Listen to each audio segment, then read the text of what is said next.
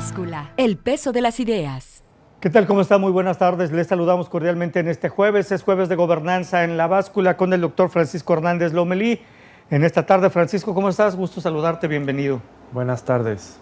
Muchas gracias, Francisco. Vamos a tocar diversos temas importantes que tienen que ver con la gobernanza. El primero de ellos es con la promulgación del primer paquete de leyes de lo que conforman del Sistema Nacional Anticorrupción. De hecho, el presidente de la República, Enrique Peña Nieto, pues pronunció 7 de estas leyes, promulgó, mejor dicho, en esta misma semana, Francisco, y básicamente junto con el perdón, del que ya más adelante abordaremos el tema, ofreció disculpas, pidió perdón a los mexicanos. Las 7 leyes son la Ley General del Sistema Nacional Anticorrupción, la Ley General de Responsabilidades Administrativas, Ley de Fiscalización y Rendición de Cuentas de la Federación, las reformas a la Ley Orgánica del Tribunal Federal de Justicia Administrativa, reformas a la Ley Orgánica de la Procuraduría General de la República, reformas al Código Penal Federal y las reformas a la Ley Orgánica de la Administración Pública Federal. Francisco, el primer paquete de leyes de lo que conforma el Sistema Nacional Anticorrupción, y todavía faltan algunas. Sí, pero con este primer paquete que llegó, quiere o significa que es un sistema complejo, porque se necesita la coordinación de varias instituciones que ya están funcionando, la Secretaría de la Función Pública, la Procuraduría, el IFAI, etcétera. Se fortalecen, se le dan nuevas atribuciones, pero también se crean nuevas. Y también se espera la réplica de este sistema a nivel estatal. Entonces hay que coordinar leyes, hacer ajustes, y es complejo. En primera medida, desde mi punto de vista, tenemos que alegrarnos por iniciativas incompletas, que no está el 100% satisfecho, sí, pero es que esto es así, es difícil que haya un consenso del 100% de todos. Es decir, vamos poco a poco y viene ya la implementación y esperemos que empiece a funcionar. Es complejo, insisto.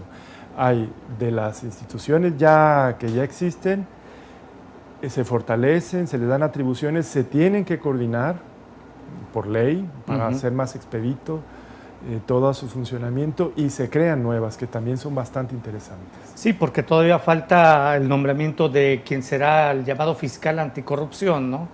Que es una propuesta, y luego también al secretario de la Función Pública, que es otra propuesta que también debe hacer el presidente para que luego lo avale el Congreso de la Unión, ¿no? Sí, y además hay un consejo técnico, ¿no?, que se encarga de la coordinación de todo el sistema.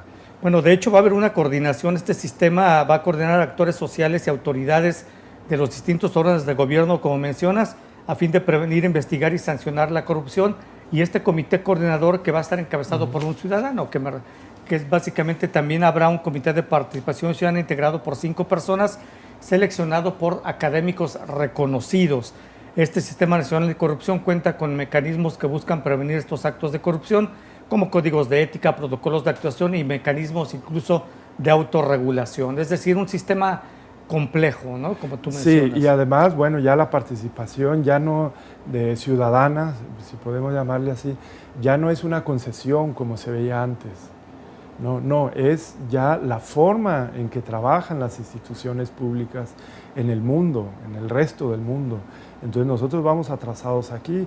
¿Recuerdas cómo el antiguo Instituto Federal Electoral primero era un invitado, no un ciudadano, no de los partidos? Después ya se ciudadanizó el instituto, ¿no? Y ahora ha evolucionado a otras formas.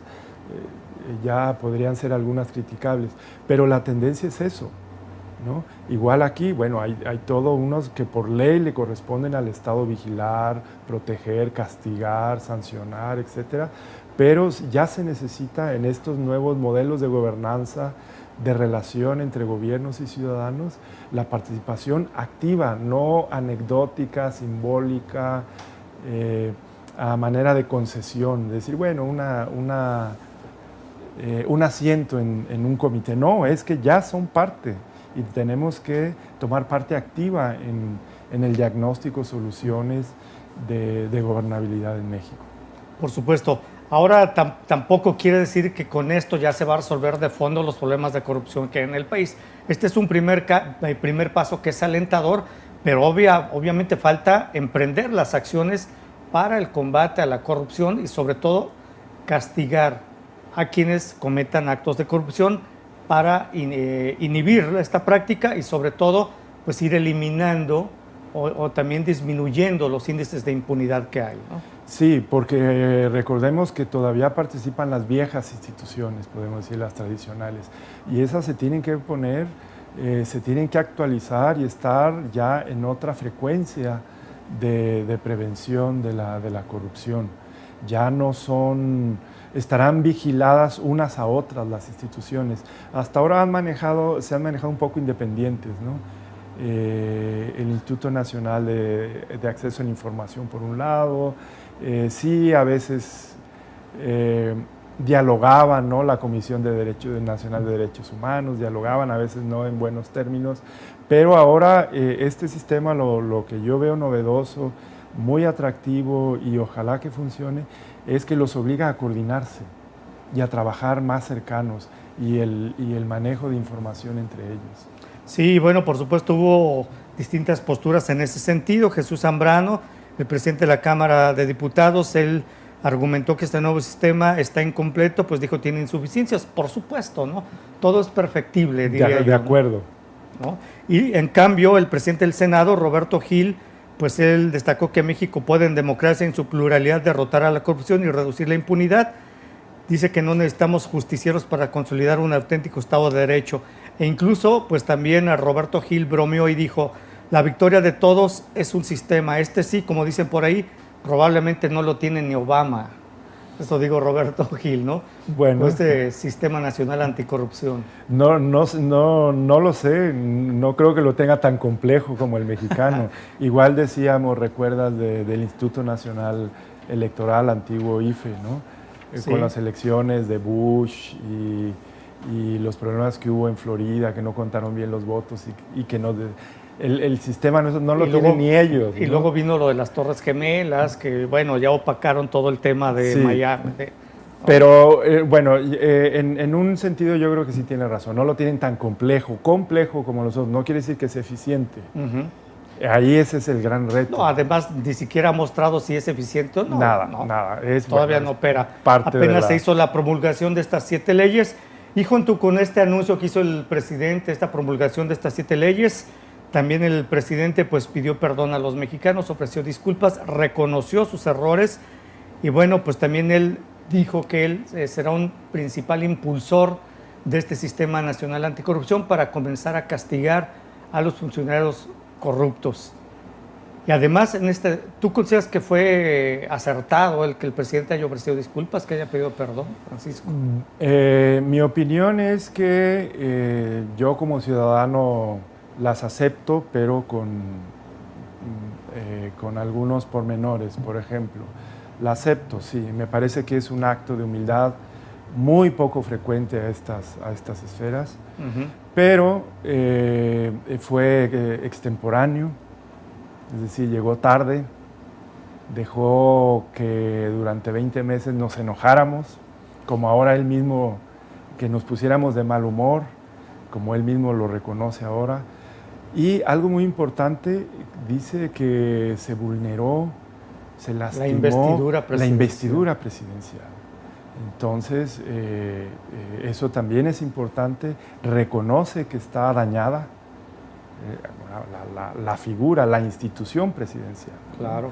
Parte de la imagen de él, ya lo hemos comentado aquí, que ha estado bastante más dañada, pero también abolló, manchó, raspó a la institución presidencial. Y cuando hablamos que vivimos en un sistema presidencialista, si tú descuidas, dejas que se golpee esta institución, que se maltrate, entonces es peligroso, ¿no? Es peligroso porque es la institución principal, nos guste o no, estamos en un sistema ahora mismo presidencialista. Entonces llegó, el daño fue alto y llega para mi gusto de manera extemporánea, igual incompleta, y como hemos visto aquí en varios ejemplos en otros programas, de cómo es la transparencia en otros países. Vimos en la sesión anterior, en nuestro programa anterior, cómo los británicos hicieron su recapitulación de su participación en la guerra de Irak, y fue un informe de 17 tomos, etcétera, etcétera. Pero ve la diferencia del perdón, ¿no? Con toda una información que puede tener consecuencias legales. Abrieron los archivos, abrieron la investigación al escrutinio público.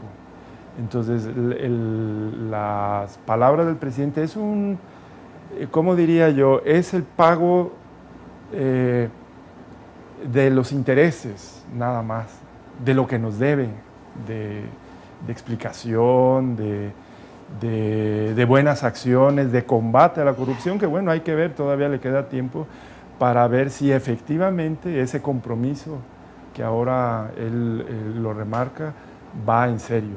Y tiene mucho trabajo con estos próximos exgobernadores.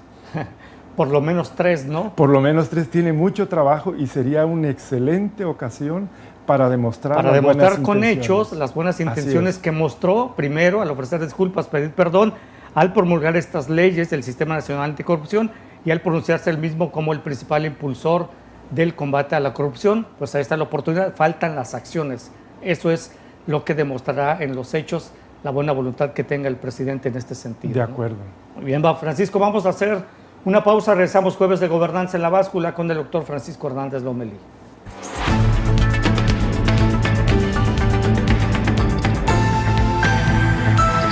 La Báscula, el peso de las ideas.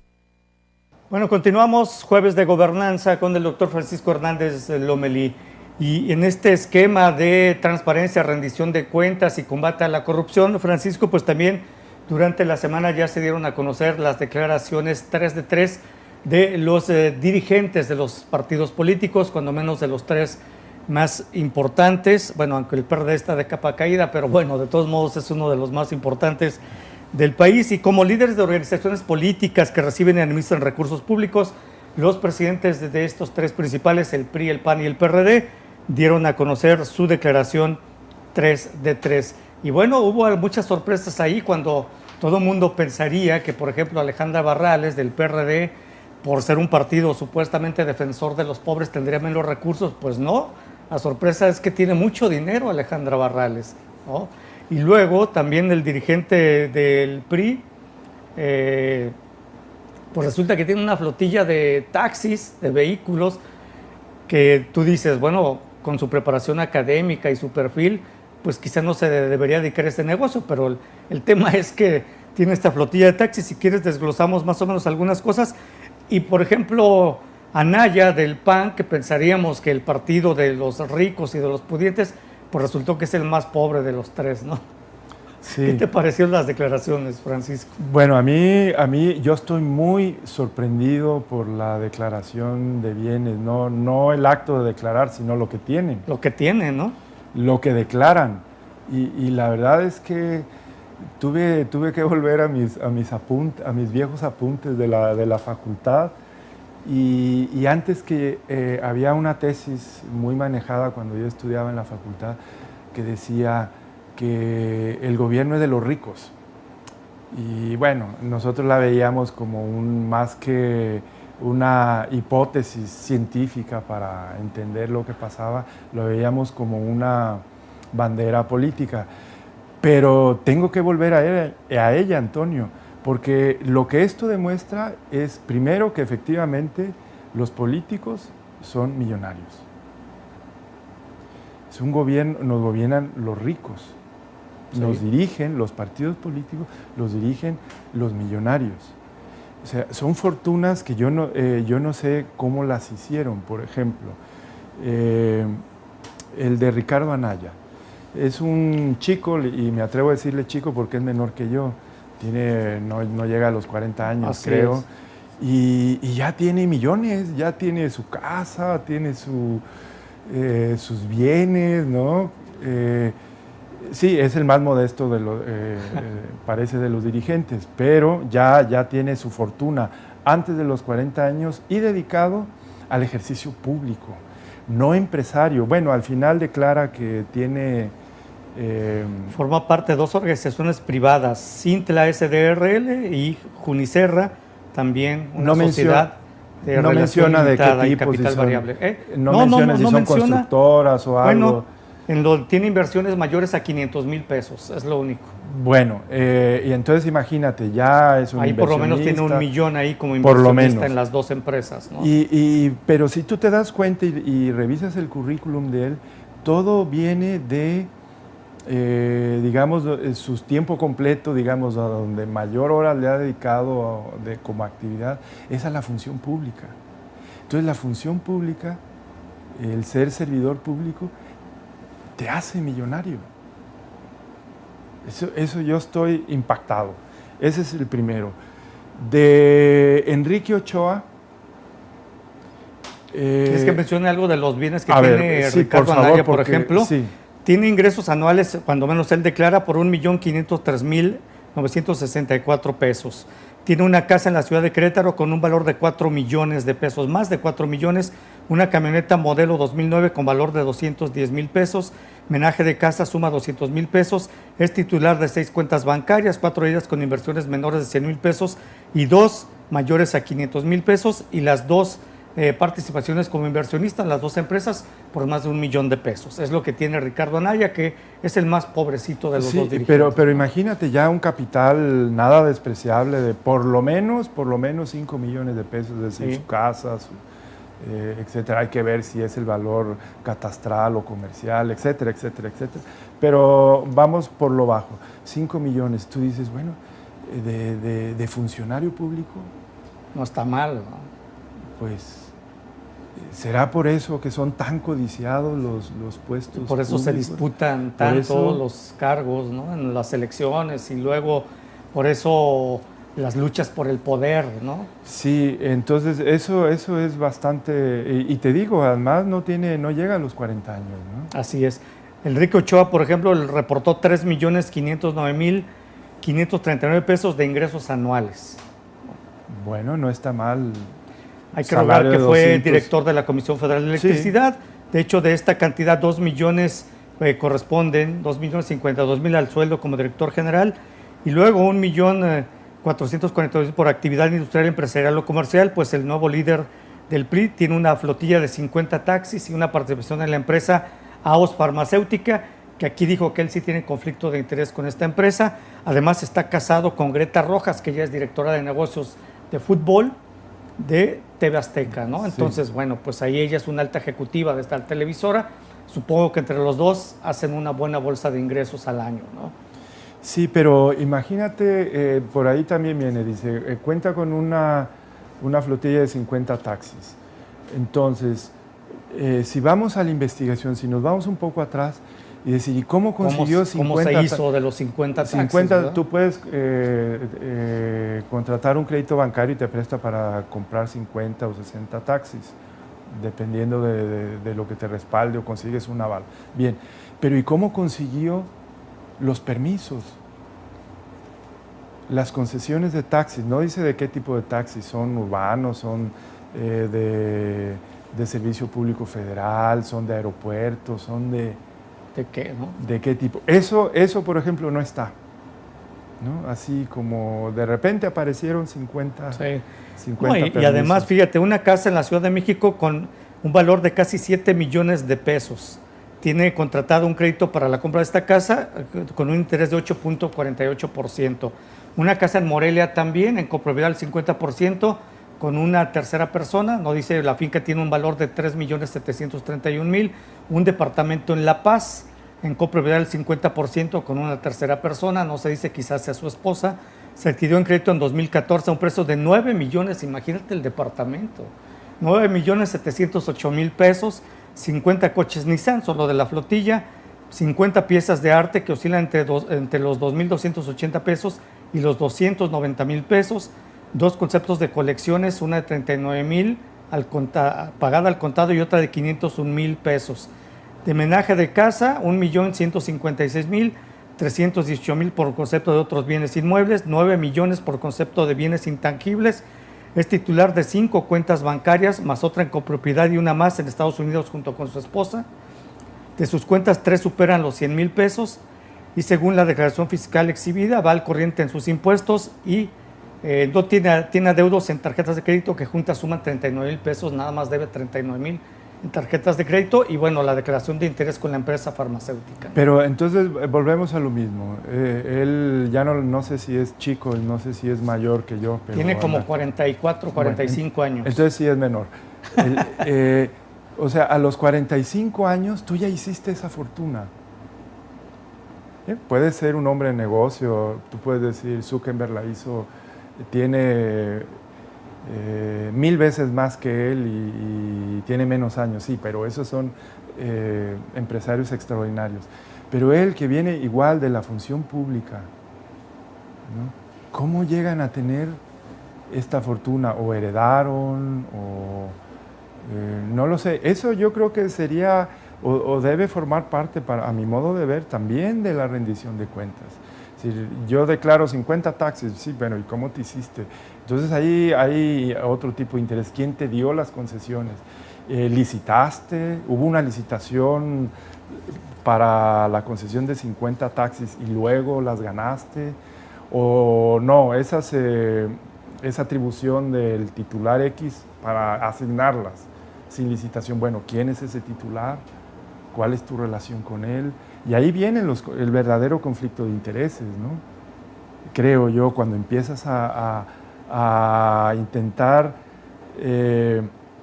describir la red de todo este entramado empresarial casi, ¿no? Porque, oye, ya 50 taxis es una empresa, necesitas sí, una empresa supuesto. para administrarla. No eres tú en tu tiempo libre que la administras, ¿no? Entonces yo creo que, muy bien, este es un primer paso, que eso ya le hemos ganado y hemos luchado mucho para que declaren lo que tienen. Muy bien, yo creo que el segundo paso, un segundo nivel de transparencia, sería esto que estamos comentando. Justificar los bienes que declaras, de dónde surgieron, cómo te hiciste de ellos, ¿no? Claro. Porque de nada, o sea, yo tengo esto y ya, y no me cuestionen cómo lo hice. Sí, porque entonces supondría una especie de borrón y cuenta nueva, ¿no? Claro. Bueno, aquí lo tengo como una amnistía, ¿no? Llego, aquí está, y de aquí en adelante, ¿no?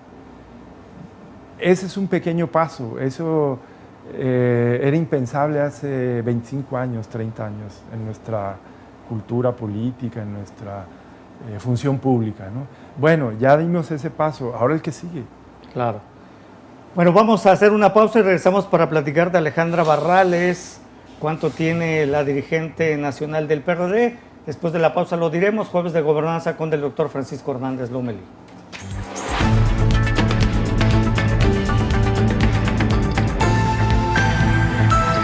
La báscula, el peso de las ideas. Continuamos con el doctor Francisco Hernández Lomelí en jueves de gobernanza en la báscula. Bueno, Alejandra Barrales, dirigente nacional del PRD, ella comenzó su carrera a los 18 años como aeromoza o azafata. Precisamente, de hecho, su carrera gremial la hizo en el Sindicato Nacional de Sobrecargos, sí, también como se conoce, y de ahí pues comenzó precisamente al ingresar a las filas del PRD su carrera política. Y bueno, la exsecretaria de Educación en el gobierno de la Ciudad de México reportó ingresos por 12,430,000 en 2015, Francisco, en un año, 12 millones de pesos. En su declaración dice que 7,473,000 fueron por la venta de una casa, o sea que vendió una casa, y 774,000 por arrendamiento, es decir, de lo que gana por los inmuebles que tiene. Declaró ingresos por devolución de impuestos por 70,150 pesos y 400,000 por pensión alimenticia. Luego, de sueldos, honorarios, compensaciones, bonos y otras prestaciones, Barrales registró 1,431,660 pesos en su declaración patrimonial, que corresponde a su ingreso en la Cámara de Senadores y como titular de la Secretaría de Educación en la Ciudad de México. Luego reportó 4 inmuebles, y aquí está lo interesante, con valor de 24,732,000 pesos, una casa de 13,300,000 pesos en la Ciudad de México, y además un departamento en Acapulco de 8,132,000 pesos, un terreno en el Estado de México, dice que fue heredado con valor de 2 millones de pesos, un departamento en la capital también con costo de 1,300,000 pesos, 2 vehículos de 753,900 pesos, uno de ellos Dice que es producto de una donación, ¿no? Y en cuanto a sus otros bienes, suma 250,000 en homenaje de casa y también declaró tener 3 cuentas bancarias de valores entre los 100,000 y 500,000 pesos y una cuenta de inversión por Albama Transportes S.A. de CB, o sea que es inversionista en esta empresa. Alejandra Barrales, ¿qué te parece? Inmuebles por 24 millones de pesos. Bueno, volvemos a la tesis, ¿no? Para ser dirigente de un partido tienes que ser millonario. En total, fíjate, Alejandra Barrales declaró 25,735,900 pesos en bienes. Entonces, yo no lo creo. ¿Cómo del puede? PRD, el Partido Defensor de los Pobres. Pero entonces vamos a ver, estamos hablando de empresarios. Tú para generar bienes por 25 millones de pesos... Que además es muy joven también, Alejandra Es muy Barrales. joven, tienes que ser empresario. Yo no tengo nada en contra de los empresarios, ¿no? Ni el espíritu emprendedor, qué bueno, ¿no? Y eso saca mucho al país o a los países, sí. Pero a mí lo que me sorprende es cómo pueden combinar tan bien, tan hábilmente, sin conflicto de intereses, estas dos actividades, ¿no? Son dirigentes de partidos políticos, reciben salario por ser dirigentes de partidos políticos y son exitosísimos empresarios, ¿no? Porque en tan poco tiempo pueden llegar a formar fortunas considerables, ¿no? De declarar bienes inmuebles por 24 millones de pesos, ¿no? Yo estoy muy sorprendido. Si ese talento empresarial lo pusieran al servicio de las negociaciones, por el bien del país, por el bien del país, ciudadanos. Ese emprendedurismo, ¿no? Ese espíritu emprendedor.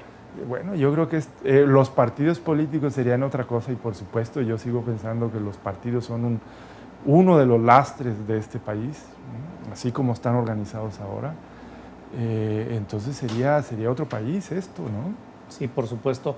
Además, algo que vale la pena mencionar, que ellos, como tú mencionas, se han vuelto empresarios exitosos, pero por su paso o por su incursión en la política, no antes, ¿no? Y también volvemos al mismo tema. Alejandra Barrales dice, pues aquí está mi declaración de impuestos patrimoniales de intereses, tengo esto, pero tampoco justifica cómo se hizo de ellos, ¿eh? No, ahí otra vez,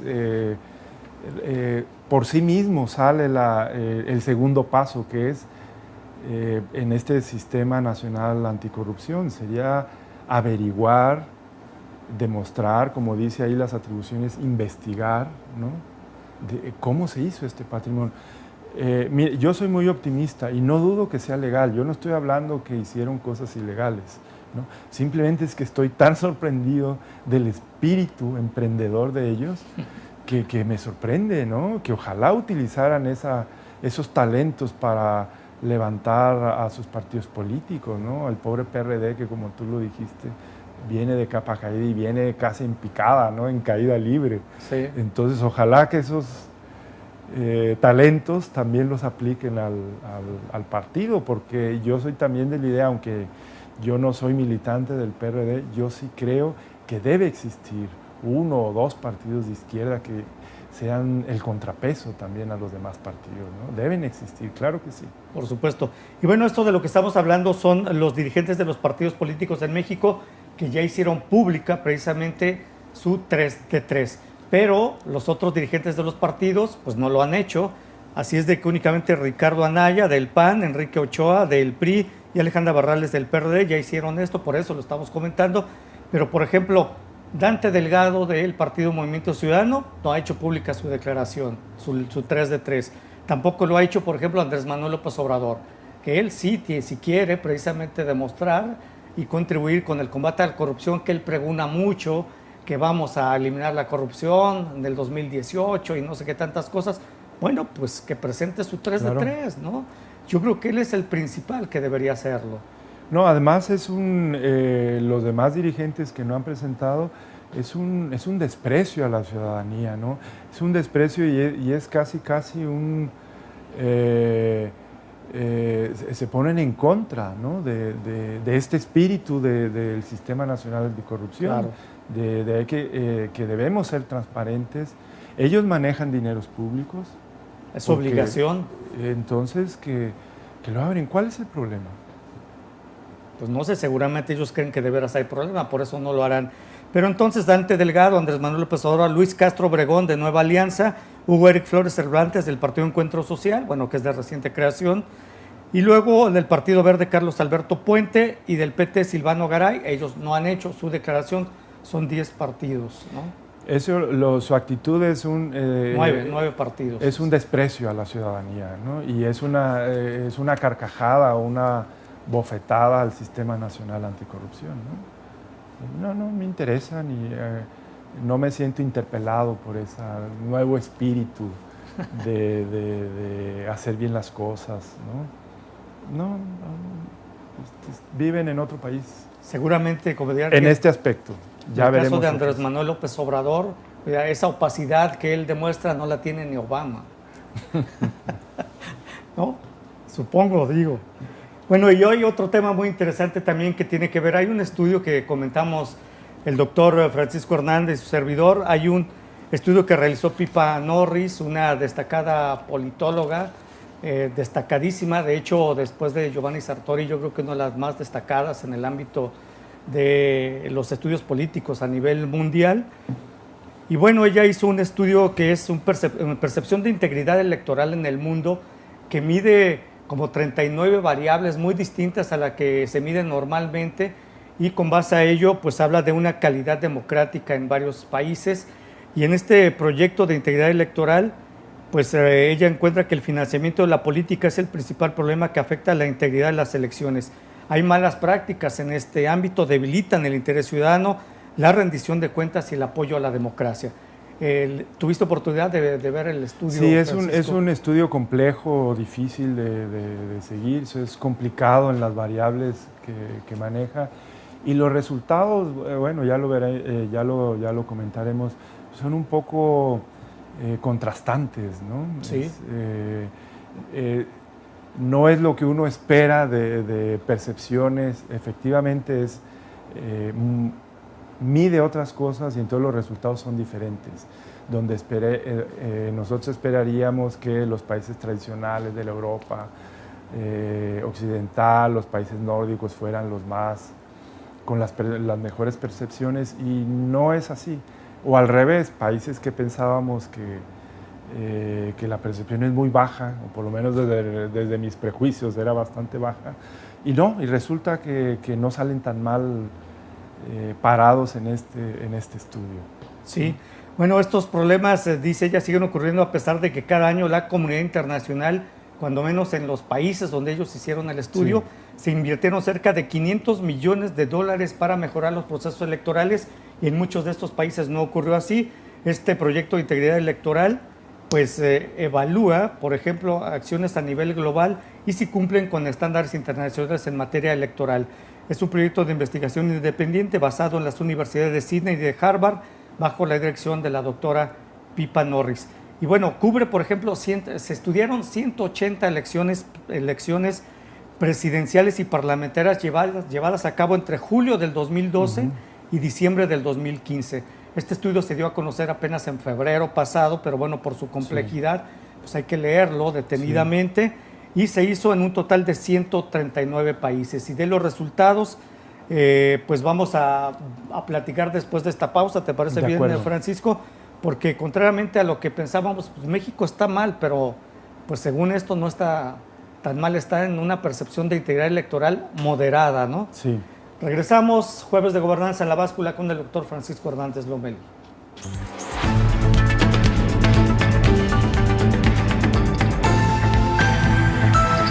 La Báscula, el peso de las ideas. Continuamos, Jueves de Gobernanza en la Báscula, y en este proyecto de integridad electoral que he realizado, insisto, en 139 países, cubrió 180 elecciones del 2002 al 2015, y además el análisis incluye 47 países en donde se celebraron elecciones durante el 2015. Destaca los principales temas y desafíos. El proyecto genera un índice de percepción que se califica del 1 al 100, Francisco, y los principales problemas se refieren al dinero y a los medios de comunicación. ¿Y qué otros principales temas te llamaron la atención de este estudio? Sí, primero lo del dinero y los medios de comunicación. Uno, el dinero se refiere tanto a los financiamientos de los partidos y en concreto ya en las campañas electorales, que como sabemos cada país tiene leyes y culturas diferentes, pero en todos, esto es uno de los grandes hallazgos, ¿no? O más bien confirmaciones de muchas sospechas, es que allí es donde está la mayor parte de los problemas y de la credibilidad y percepción de las elecciones. ¿Cómo se financian los partidos? ¿Quiénes? Sobre todo en Estados Unidos, en otros países, en Gran Bretaña, donde los particulares hacen donaciones. Donaciones, empresas hacen donaciones y es legal, ¿no? Bueno, aquí con nosotros sí es un problema digamos, el donativo o las aportaciones de particulares, pero lo que sí está en la agenda de nosotros y que a menos a mí me tiene también de muy mal humor es los dineros públicos, el enorme financiamiento público de los que le damos a los políticos, partidos ¿no? políticos, ¿no? Eso sí me tiene de muy mal humor y supongo que somos muchos millones los que estamos de mal humor por eso. Y efectivamente aquí caemos en este estudio, ¿no? En las elecciones mexicanas cae ahí, es decir, ese financiamiento brutal, ¿no? Excesivo a todas luces hacia los partidos políticos, porque además son ellos mismos quienes se asignan, son los partidos políticos quienes se asignan los dineros, ¿no? Porque ellos son los que votan y ellos son los que se aprueban. Bien, y el otro son los medios de comunicación, que también estoy de acuerdo. Ahí, desde que surge la televisión, siempre se estuvo pendiente de qué tanto influía en la intención del voto. La prensa es uno de los grandes temas, ¿no? Digamos, su neutralidad o imparcialidad. Imparcialidad hacia un partido u otro, posiciones en donde debería, en el ideal periodístico, solo dar hechos y que el ciudadano tome la información y él mismo tome las decisiones y que no induzca una conducta, etcétera, etcétera, etcétera. Sigue siendo, pero lo principal aquí es que se reconoce en todos los países, unos mucho más que en otros, pero en todos los países es un problema y definido así por Pipa Norris y su equipo, en la credibilidad electoral, la integridad y la participación de los partidos políticos. Ahora, eso es muy complicado, hay igual muchísimos modelos, unos que reglamentan, otros que lo dejan al libre, etcétera, etcétera, a la autorregulación, pero bueno, está localizado como un problema. Yo lo que veo es, en ese sentido, es nada más lo que nos corresponde a nosotros son controles y vigilancias y contrapesos, que los medios de comunicación tengan contrapesos. Así entre ellos mismos, es decir, la prensa, entre los mismos periódicos que compitan y que haya un balance y vigilancia entre ellos, como de otros medios de comunicación hacia la prensa o hacia la televisión. Sí, quiero mencionar que México está rankeado en el lugar 60 a nivel mundial en este estudio, está en un índice de percepción de integridad electoral moderado. Sí, a media tabla. Sí. ¿No? Pero al nivel de Cuba es algo que me llamó la atención. ¿Te fijaste en ese dato? Sí, entonces ahí es donde ya no tengo dudas, no me quedó muy claro esas percepciones, ¿no? Quiero decir, evidentemente los medios de comunicación, con todo lo que critiquemos aquí en México y que yo me dedico a eso, a criticarlos intensamente, ¿no? No se pueden comparar con los cubanos, ¿no? Que es los medios estatales, ¿no? Y ni siquiera estatales, son del partido. Bueno, entonces ahí yo creo que con todas las deficiencias no son comparables, ¿no? Sí, bueno, nada más quería hacer esa acotación, el lugar en que está rankeado México a nivel mundial, en el lugar 60 de este estudio que abarca 139 países. Y no, pero el hallazgo que a mí me llamó la atención es, por ejemplo, los expertos que 2/3, 68% de las elecciones celebradas el año pasado fueron fallidas en lo relativo al financiamiento político, el que ya hablabas, ¿no? De igual manera, el 38% de todas las elecciones obtuvieron esta calificación en relación al papel de los medios en las campañas. Claro. También elecciones fallidas. Algunas democracias, y esto también un dato sorprendente que podemos considerar como consolidadas, pues tuvieron un desempeño relativamente bajo en materia de percepción e de integridad electoral. Un ejemplo es la elección general de mayo del 2015 en el Reino Unido. Está en el puesto número 39, el peor desempeño de Europa Occidental en el proceso electoral. El Reino Unido, es el estudio de Pipanor. Sí, ese es otro de los datos sorprendentes. Y luego otra democracia que tuvo un pésimo desempeño es Estados Unidos. En el comparativo global, las elecciones presidenciales del 2012 y las legislativas del 2014 fueron calificadas como las peores del conjunto de democracias asentadas con problemas, fíjate, en las eras de registro de electores y financiamiento de campañas. Sí, ahí, lo del registro de electores ya nos habían dado una señal desde las elecciones, todo el recuento que hubo en Florida, ¿no? También sí. Allá hay recuentos, ¿no? Sí. Bien.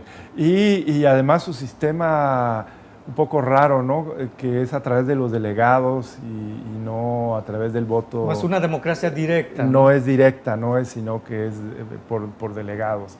De tal manera que tú puedes, un candidato puede ganar aún no teniendo la mayoría de los votos. Así ¿no? es. Es un sistema complicado. Entonces parece que por ahí lo castiga el informe. Y volvemos a los dineros, ¿no?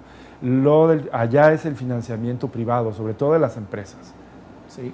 Que entran directamente a los partidos. Pero también es difícil de evaluar porque es parte de la cultura de los Estados Unidos, ¿no? Es así y es legal además. Sí, imponen topes, etcétera, sí, pero es legal. Y entonces ahí se hace más difícil, como por ejemplo, desentrañar o señalar conflicto de intereses, ¿no? Claro, alguien que financia a un senador para que después sea el que le haga el lobby o el cabildeo para pasar una ley que favor.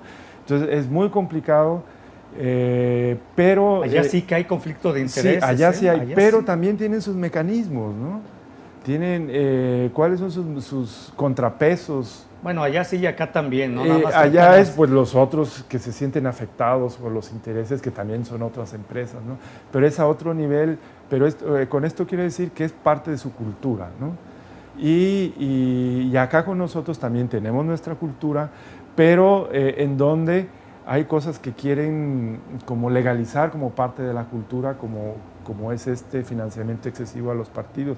Y ahí sí nos negamos, no es parte de nuestra cultura, es parte de una cultura de corrupción de los partidos, pero no de los ciudadanos, y los ciudadanos estamos en contra, y las encuestas lo dicen, ¿no? Sí. La llamada opinión pública en este financiamiento excesivo de los Bueno, partidos. dentro de este sistema nacional anticorrupción me parece que otro paso que debe darse es en este sentido, legislar para reducir primero el financiamiento público a los partidos políticos, que se le retire, reducirlo en 50%, digo yo, el financiamiento que reciban, y que únicamente lo reciban en años electorales. Cuando no sea año electoral, que no se les dé nada de financiamiento público a los partidos políticos. Sí, que sean sus militantes, sí, sus militantes los que los mantengan, ¿no? Sostengan a sus dirigentes, que además son extraordinarios empresarios. Entonces, como ya quedó demostrado, claro, ¿no? Ellos pueden hacer rendir los pocos recursos que obtienen. Imagínate cómo administrarían los millones que llegan de aportaciones de los militantes al PRD. Ya van disminuyendo, pero empresarias de este tipo pues, lo harían rendir muy bien y renunciarían a los fondos públicos, ¿no? Claro. En total, bueno, este estudio finaliza, bueno, son muchísimos datos, es un estudio muy extenso, pero básicamente una de cada 6 elecciones llevadas a cabo en 2015, 8 de un total de 54 fallaron. Es lo que concluyó este estudio. Y en este grupo, con calificaciones menores de 40 puntos, está en África, por ejemplo, Burundi, Etiopía y Togo, en Eurasia, Azerbaiyán, Tayikistán, Bielorrusia y Uzbekistán, y Haití. Haití es una de las peores democracias del mundo. Sí, bueno, tradicionalmente. Ahora, si te fijas, todos estos países que mencionas también están en, digamos, de la media tabla hacia abajo, ¿no? Pero también porque no hay una tradición democrática, ¿no? Son muy recientes, por ejemplo, Azerbaiyán o nuevas repúblicas a raíz de la caída de la Unión Soviética. Pero pues qué tradición democrática occidental tenían, pues muy poca. Claro. Y están aprendiendo también. Sí, en estos países, por ejemplo, hubo fraude, protestas, conflicto. Etiopía, con el peor ranking del mundo, es un claro ejemplo. El partido en el poder, fíjate, en Etiopía, el Frente Democrático Revolucionario del Pueblo consiguió todos los escaños en la elección de mayo del 2015, dice este estudio, a través de represión, intimidación y censura. O sea que se llevó carro completo. Carro, sí, en nuestra picaresca democrática, ¿no? En nuestro vocabulario muy mexicano, carro completo. Eso ya no es posible, vemos que que ya no es posible. Ahí hay, evidentemente, tenemos que sospechar de entrada de los resultados. Todo esto que mencionó, represión, intimidación, censura. Lo conocemos muy bien, ¿no? El carro completo, ya a estas alturas no puede ser. Muy bien, Francisco Hernández Lomelí, llegamos al final de la báscula en este jueves de gobernanza. Muchas gracias, Francisco. Encantado. Como siempre agradecido, y te esperamos en 15 días. Aquí estamos, gracias. Bueno, muchas gracias a usted también, que pase muy buenas tardes.